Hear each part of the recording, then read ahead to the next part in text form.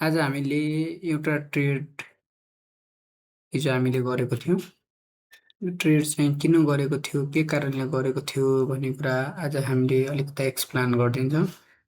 Explanation गर्दाखेरि हामीले के हुन्छ भने हेर्नुहोस्, यो यहाँदेखि यो क्यान्डलदेखि यो क्यान्डलको बिचमा के थियो भने एफभिजी थियो, फेयर भ्यालु ग्याप थियो। यो डेलीको छ।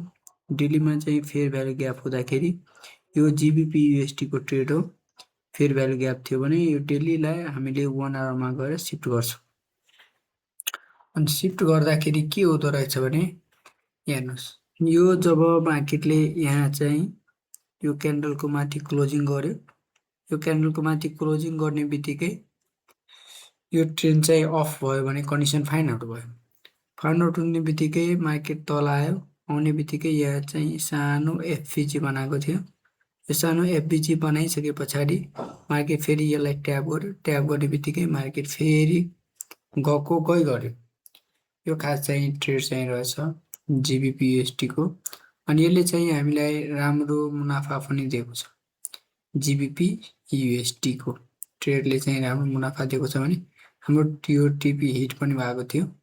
यो किन गरेको थियो भन्ने कुरा तपाईहरुले थाहा भइसक्नु भयो होला।